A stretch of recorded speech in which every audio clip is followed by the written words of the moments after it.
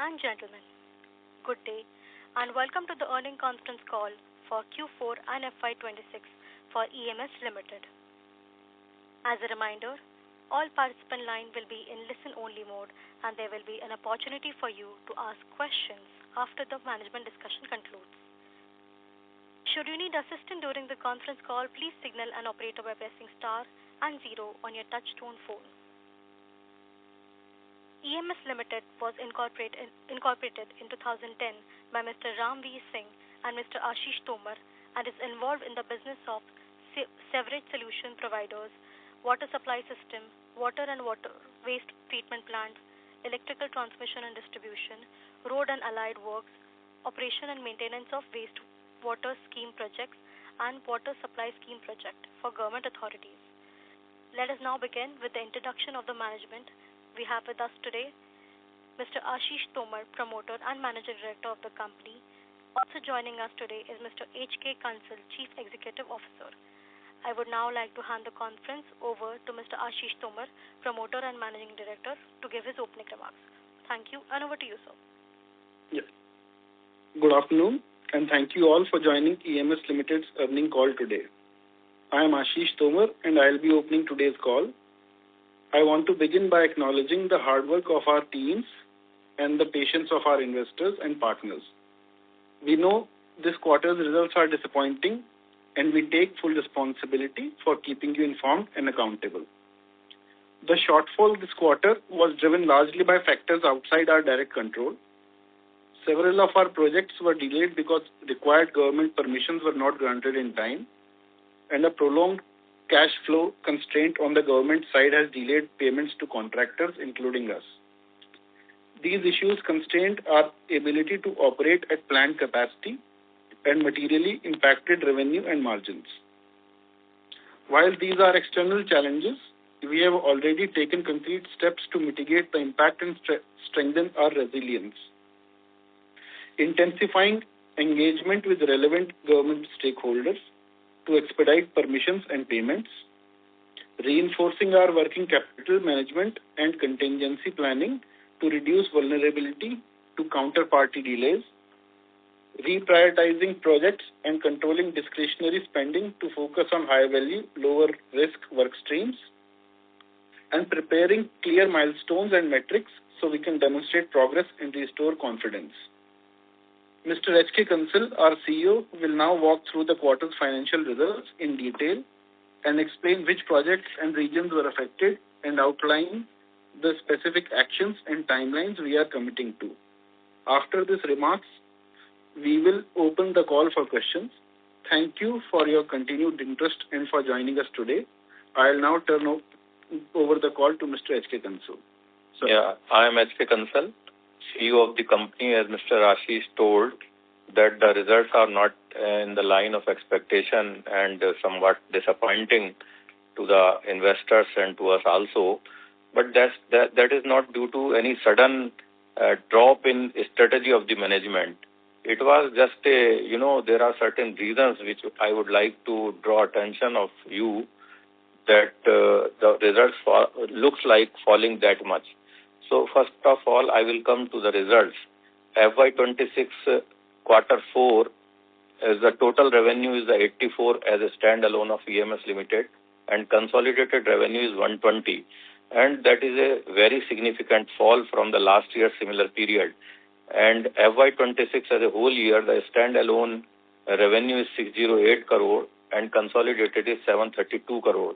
This is again about 36-37% fall from the last year due to the major contribution comes from the Q4 revenue.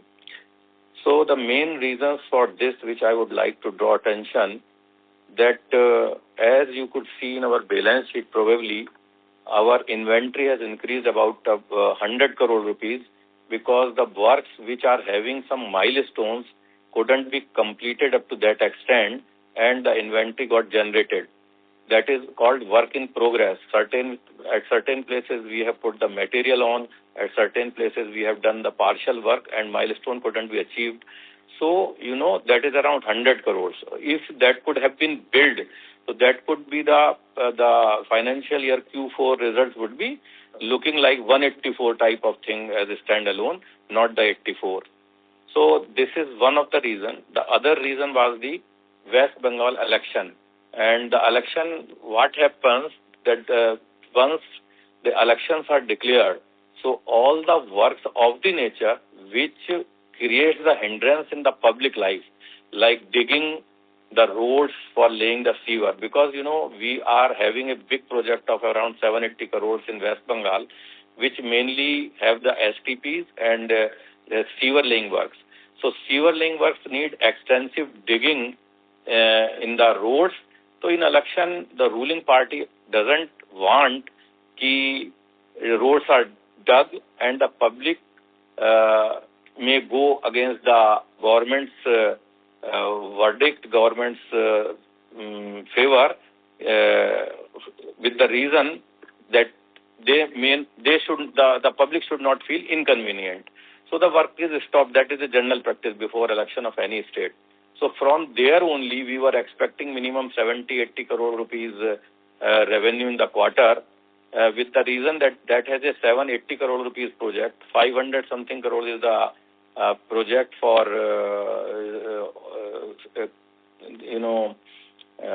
the capex work, and we have to complete this work in 6 quarters. So around 70-80 crores per quarter had to be done, which was hindered, and we could only do for 20 crore rupees work. So that is a shortfall. Some issue of bitumen supply was also seen after this West Asia disturbance in Uttarakhand also, where we have done the restoration of work of roads up to the subgrade level, and that is of course not a milestone. We could have billed the amount once the bituminous layer is laid on the road for the restoration. So that was a drawback. Third thing is the government has changed the payment system from the state and central government alliance. There is a new portal now in the capital of every state which ensures the share of the central government and the state government. So that is internal payment system. So that is called Sparsh, and that is taking its gestation period, and payments are still not normal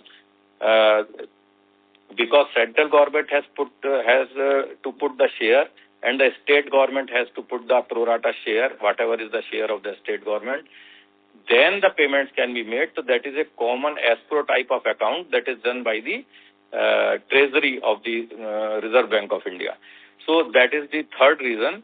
And there were certain issues which were related to the heavy, rainfall, particularly in Uttarakhand area, where the property, the lines of the transmission lines got damaged, and restoration work had to be done first, and then after we were allowed to dig the roads.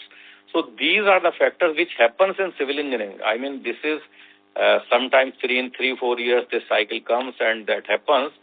So that is our reasoning for so low revenue collection in this FY26 Q4 particularly, and which impacted the FY26, the whole year's result. So that is from my side. And I think now the people can ask question and answers. Thank you very much. We will now begin the question and answer session. Anyone who wishes to ask a question may press star and 1 on their touch-tone telephone. If you wish to withdraw yourself from the question queue, you may press star and 2. Participants are requested to use handset while asking a question. Ladies and gentlemen, we'll wait for a moment while the question queue assembles. A reminder to all participants, you may press star and 1 to ask questions.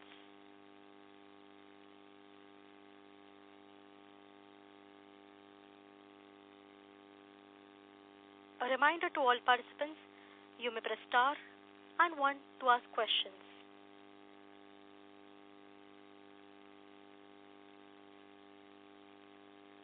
The first question is from the line of Atul Kumar, an individual investor. Please go ahead. Hello, sir.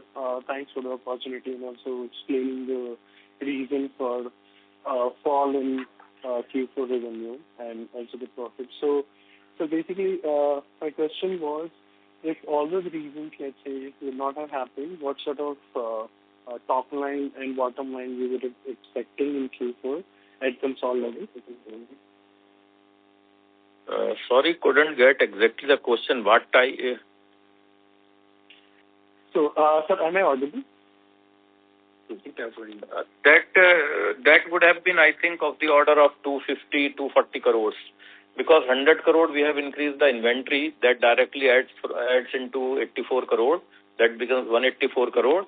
And some restoration works we couldn't do, particularly of the road restoration work. So that could be again 30-40 crores. And West Bengal elections had affected, as I told you, that could another add 50 crores minimum. So it could have been 250 crores crossed. Okay, sir. And also, then margin number also would have looked better. Right now, I think at consolidated level it's 15% level. Exactly. Margin, that would also have been better. Yeah, got it. Margin is basically a pseudo figure which is being reflected with the reason that suppose there are works going on different sites. So our total cost of, establishment cost, watch and ward cost, and there are certain costs which are included in the tender conditions, like restorations of the work which comes into dilapidated condition after rainy season or something. So we had to deploy the capital, and in return we couldn't get anything. So that is the reason that this margin is looking. So basically this margin doesn't carry much meaning in case of the civil engineering project. Once the whole inventory is clear and every unbilled bill is done, then margin will again come to 16-17% or minimum 15% in coming quarters. It may take to restore everything further 2 or 3 quarters. Until next year, FY27, we will be able to control all the damage and to restore the things which is seen on the balance sheet and on the margins, etc. I think I am able to answer the things. Okay, sir. Okay. And also, sir, the effective tax for the Q4, it comes around 60, like roughly 60%. Is there a reason that that is obnoxiously very high? Can you please speak up, sir? We could not hear you properly. Okay, sir, I was saying the effective tax for Q4 also comes at around 61%. Is there a reason the effective tax is that high in this quarter? And I think that is lowering the net profit just to 6 crore.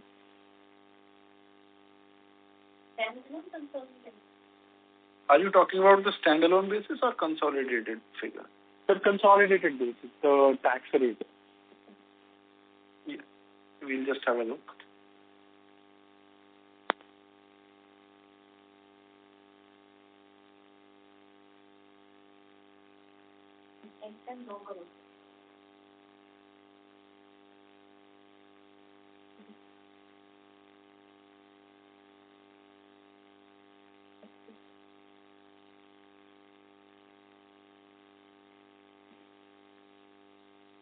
Sir, I'm talking just about Q4, not the whole year. No, sir, I think the tax figure would be something about... So the tax... 38 crores. The tax figure is 38 crores against a revenue of about 732 crores. So that comes out to near by about 5... 34? Yes. No, sir, I'm talking just about Q4, not the whole year. And also at console level. Just Q4? Yes. Okay. Just give us a moment.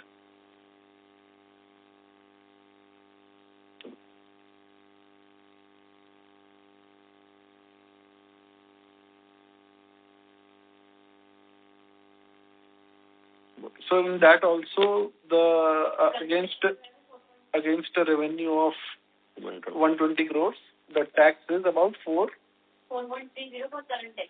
For 4.30 crores for current tax. Okay, sir, I'll check. Like maybe if I have read something, so I'll check. That comes out to be about 7%. Yeah. Okay. Also, sir, at current stage, like after Q4, what is the order book that we have, like unexecuted order book that we are starting FY27 with, and what sort of top line we are expecting? Earlier, I think in earlier conference calls, we have given a guidance of roughly growing at a rate of 30%. So, could you share some details on what top lines and bottom lines you're expecting for the coming year? Yeah. So the order book is as on 31st March 2026, the order book stood at 1,837 crores of unexecuted work. After that, we have received orders of about 209 crores from UP Jal Nigam in Varanasi. And within this month, 3 more tenders are expected to be finalized there. And considering that the rate that we bid for are similar to the ones that we secured, we are quite hopeful of turning those bids into work orders. Apart from that, almost about 2,500 to 3,000 crores of tenders are in pipeline that we are bidding for in Delhi Jal Board and also some projects in Maharashtra. So we are hopeful of securing work in excess of about 1,500 crores this year. That is our plan. And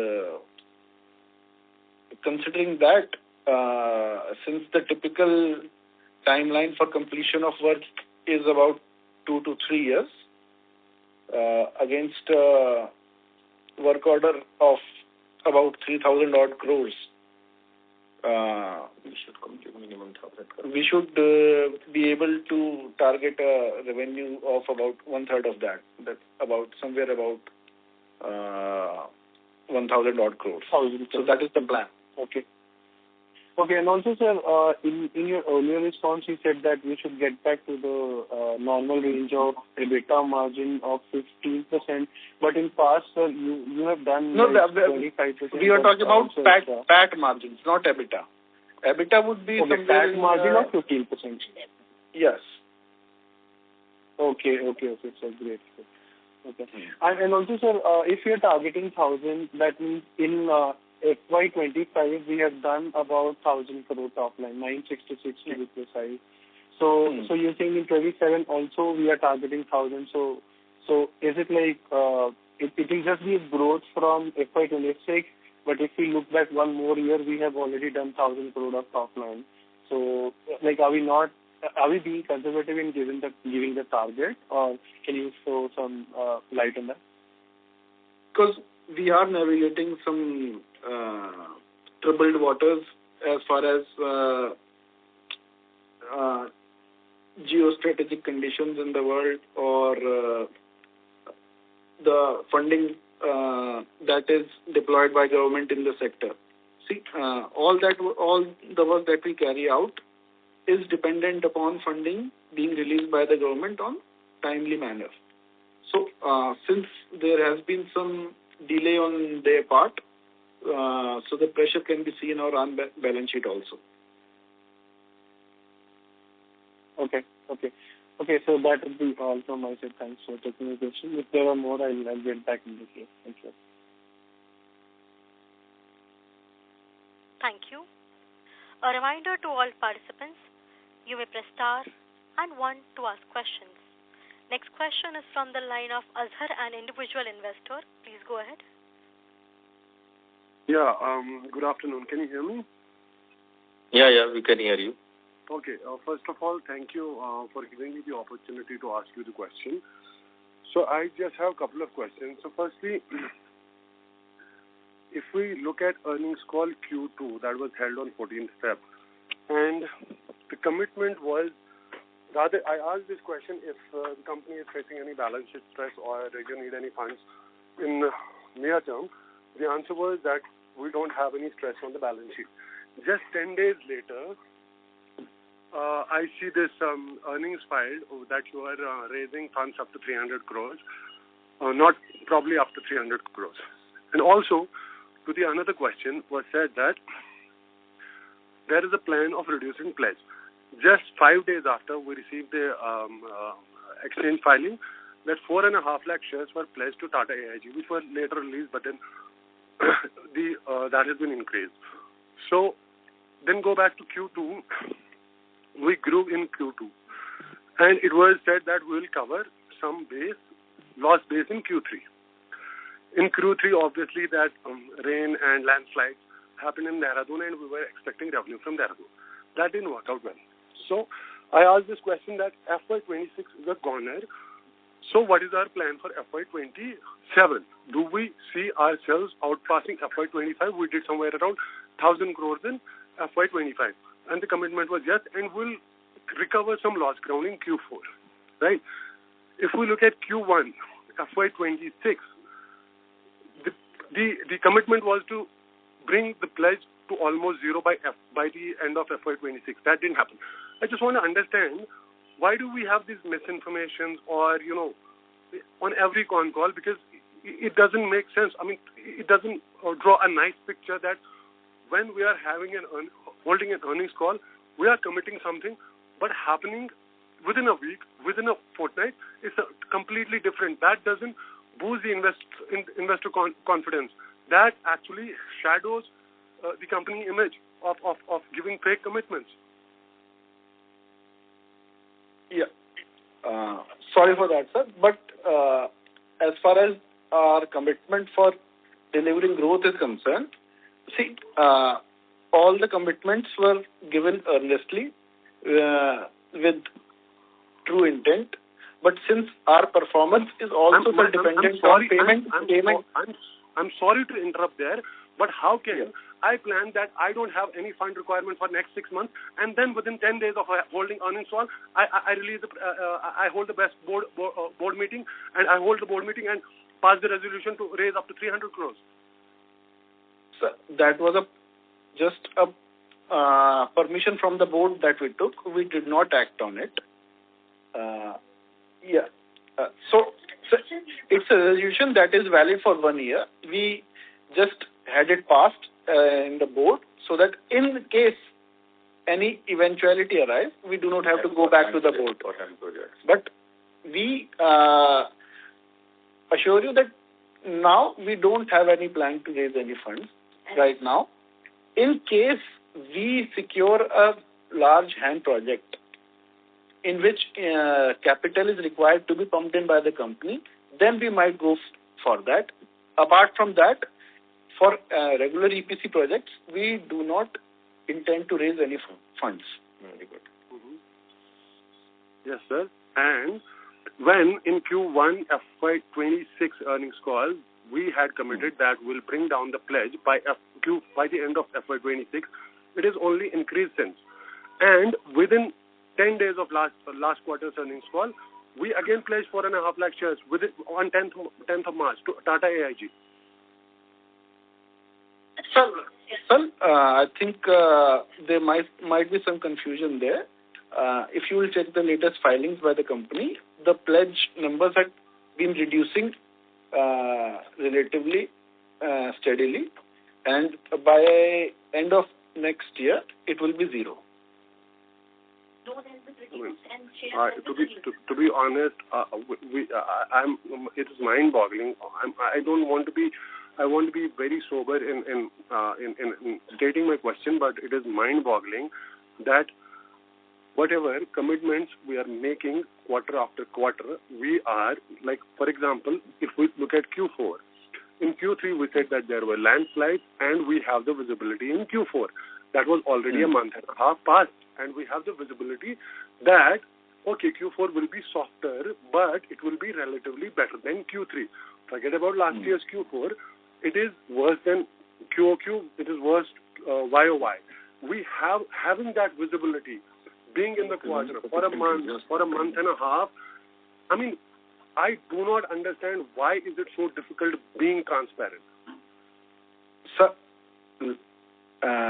please let me be clear. We cannot force government's hand. If government does not give permission to excavate roads, we cannot work there.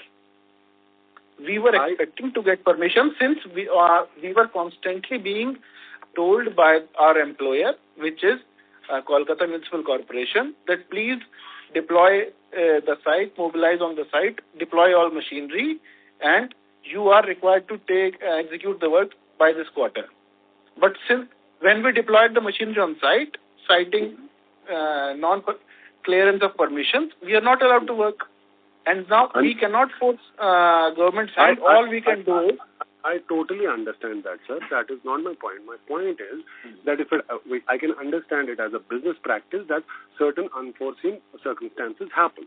But I can understand that being happening on a quarter basis, or they happen rarely. I cannot understand the misconnection there being after every quarter, because whenever we are holding earnings call, we are already in the quarter for a month, or in some cases month and a half. We have that visibility. We had it in Q2, we had it in Q3. I can understand at this point in time you face the backlash from the elections that were happening in Kolkata. That's fine. I can understand that. But I cannot understand that this disconnect happening every quarter. Either it is this or it is... So what can I say? It has been a perfect storm. We are trying to navigate it, and our effort is sincere. And coincidentally, it all happened. Okay, sir. Sir, may I also ask that in last quarter, that is Q3. Yeah. Sorry to interrupt, sir. Can you please rejoin the queue for follow-up question? Sure. Thank you. Next question is from the line of Mr. Ajay, an individual investor. Before that, a reminder to all participants, please press star and 1 to ask questions. So I want to follow up on the last question that the investor asked. Hello? Yes, sir. Yeah, so I want to follow up on the last question that the investor asked. It is a perfect storm, as you said, happening every quarter after quarter. Let us give you that. Now, can you tell me that in Q3, we lost some revenue. We were expecting to build some revenue from Dehradun. And because of the landslides and everything, we postponed it. So can you tell me, what was the revenue lost in Dehradun, and did we bill for the lost revenue in Q3 from Uttarakhand? So, sir, what I can tell you is, not the exact numbers, but somewhere around 50 odd crores of work is lying finished, waiting to be built in Dehradun. Okay. So you are expecting that to be built in Q1 FY27? Yes. And what is the total amount of number that we are expecting to garner from Q1 from Uttarakhand? From Uttarakhand, that would be somewhere in excess of that. Okay. And and because there has been delay from the West Bengal, do you think we can bill some amount from West Bengal in Q1 FY27? Yeah. What we are facing there is, since the government has changed, there has been some shuffling in the department, transfers, and as soon as I think within 10 to 15 days, the new officials join, then we can progress and start executing them. One last question on the margin structure. If I look at margins, we were operating at, operating margin of somewhere around 22 to 25%. We can't actually compare that with this quarter when the revenue has been, more than 50% down. But at an operating level, operating margins level, where we traditionally operated between 25 to 30, so 25 being, median over there, what do we see FY27 operating at as an operating margin level? So what we are targeting is upwards of profit after tax of 15%. Oh, so you're talking about EBIT of 15%. So that would be operating not margin. Not EBITDA. EBITDA would be somewhere around, I think, yeah. So 21% EBITDA we have already achieved in 25-26. We will try to rectify it and raise it to about 25%. So we are saying operating margin of roughly around 25% for FY27 and PBT of somewhere around 15%. Profit after tax, not PBT. Okay, PAT of somewhere around 15%, right? Yes, sir. And what we have as in guidance that we did somewhere around 970 crores FY27. FY26 is a washout, but we will probably surpass FY25 figures, that is 950 crores in FY27, right? Almost similar. Yeah, almost similar. And okay, sir, any visibility that you have for Q1 revenue ballpark where it could land? Yes, sir. No, sir. As our CEO sir has already said, we are still recovering, and I don't think the numbers would be too good, but we are trying to improve on that. Oh, as far as Q1 is concerned. So you're expecting to outpace the growth in second phase of the coming year, because you're still recovering for the next quarter. Yes, as soon as these things stabilize, And one last humble submission from my end, and one last request from my end is, business up cycles and down cycles happen, but we shouldn't feel underconfident ourselves, and it doesn't take much to be transparent, and we should actually hold, our corporate practices and investor practices and transparency to investors to highest regards. That is the only request that I would submit over here. Yeah, sure, sir. Sure. Thank you. Thank you. Next question is from the line of Atul Kumar, an individual investor. Please go ahead. Hello, sir. Thanks for the opportunity again. Sir, I was looking at your past numbers, and sorry, am I audible? Yes, you are. Yeah, so I was looking at your past numbers, and if I see your trends from 2020 to financial year 2020 to financial year 2025, your top line has grown from around 300 levels to 326 to 966, so roughly 3 times. And that would be roughly 25% CAGR, so which has been impressive in past. Since now we are saying that in FY27, we are giving a guidance of what we achieved in FY25, that's okay, because 2026 is a washout, so we know it takes some time to get back to the road again. But so if one has to understand the view of the management and the company, how we are looking 2, 3, 4 years outward, so what sort of CAGR we should be expecting? Is it that we were thinking to go back to that 25% CAGR kind of range, or is it more, is it less? So any kind of color you can shed on that, so it will be really great. So if let's say, from here, if I have to think about, we roughly know FY27, but if I have to think of how are we going to progress towards FY2030, so if any sort of vision in the long, that would be great. Yeah, in the long run, if the figures till 2030 or further are to be given a guidance for, I think we can hope to achieve somewhere around 20-25% growth over the long run.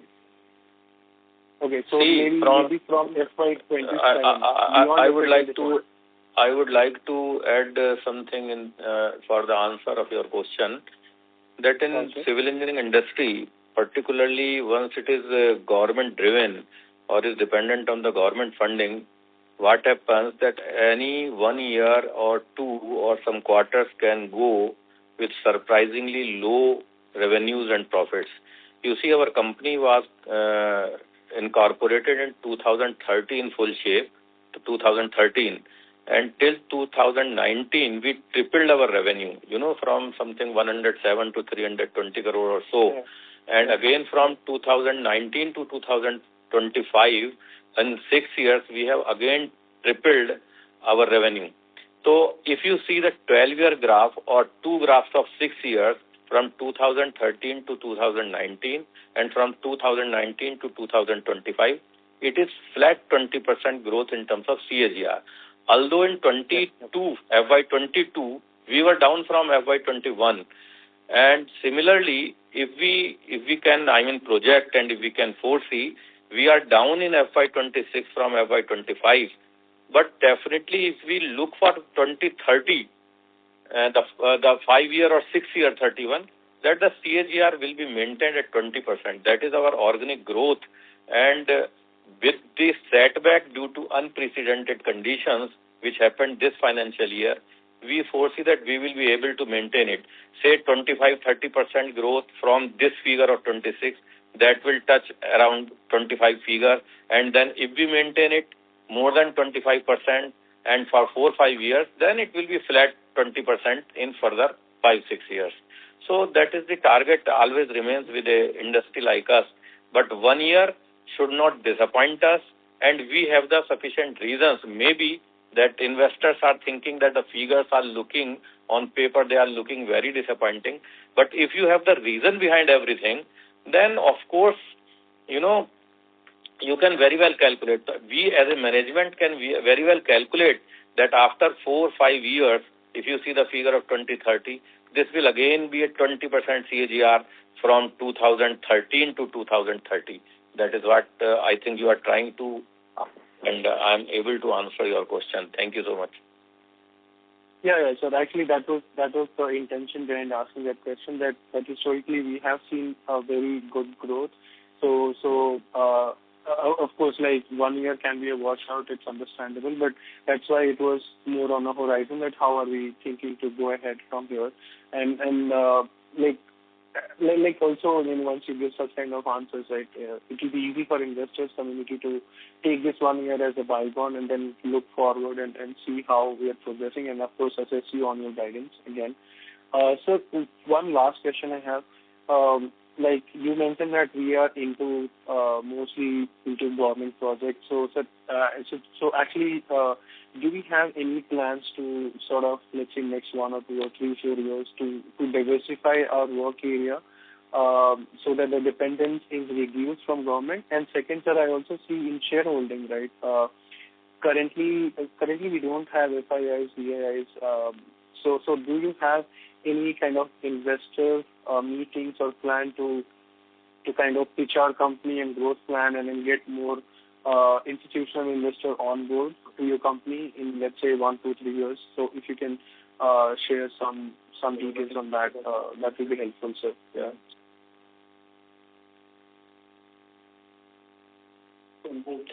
Okay, as far as diversification is concerned, what I could get is diversification. You mean to say that we are going to diversify from government sector to private sector. That is one diversification. And other diversification, you may mean that from water supply and sewerage sector to another sectors. So let me clear it. Client diversification as well as business. Maybe let's say getting into power, because there are a lot of projects getting into power and their private players are also there. Yes, sir. I would like to answer for this, that there is a tremendous and huge scope in water supply and sewage treatment sector of the urban India. It's a huge, tremendous. We are just 1% of the work we are able to do as far as pan-India scope is concerned. So we are not going to diverse from the government sector as of now. We are not planning. And from the water sector also, we are doing 70 to 75% business from the water sector, which is likely to continue. We are bidding rigorously in the water sector, and about 3,000 crore rupees bids are in pipeline. And soon, depending upon the data and how we bid, how we select the bidding condition, we are looking for at least 300-400 crore rupees potential of winning the bids in this month or in the coming month. So the sector is, we are not going to leave the sector. We are not going to diversify it. And as far as clients are concerned, we are already working in 7 states, and that is Housing and Urban Development Ministry's projects, that is Amrit projects, and, Namami Gange projects. So let us tell you that we work only in urban sector, and we don't work in rural sectors like Jal Jeevan Mission or Swachh Bharat Mission. And because we don't need to diversify, because there is a tremendous things. What happened this year, again, I will have to emphasize that change in the government system, some payment delayed due to some West Asian disturbance, some Amrit projects, they were delayed in payment. If the payment is delayed from the government, what happens? We are unable to further pay it to our subcontractors, and ultimately the work is stopped. So that becomes the big reason. So continuous payment supply is the very, very essential of our business. And once the subcontractor is not paid and labor leaves the site, you just visualize it. Labor leaves the site. Say there are 400, 500 people which work on a project. Suppose they leave the site. What happens to rearrange them, to reassure them? It takes a month or month and a half to re-engage them. And the people of the area also get disturbed because, we have dug the road and we are not restoring due to lack of labor. So it's a very rigorous cycle to work on the sewerage things. And that is why so many big companies are now not into the digging of the, sewer. They are working on STPs, they are working on WTPs, but they are not working on, sewer laying. So this goes like that in civil engineering sometimes. It is certain times it is luck dependent also. But the management, the company is of the view that we will in long term give the CAGR of 20%. May not be able to give this year, but if we even catch the FY25 figures in FY27, even then we will have to raise by 30% from FY26, or even more than 40% we will have to raise. So we will do that. But next year if we raise by 25-27%, then average will be of 20% we will achieve in 2, 3, 4 years. So that's it about this. Not a need to diversify from the government sector, not need to diversify as far as the water sector is concerned. Thank you so much.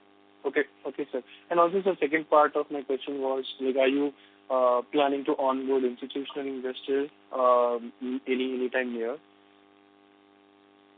With institutional investors, we keep on meeting through roadshows in Mumbai. Actually, there are certain projects which we are looking for. They are HEM projects in which, 60% is...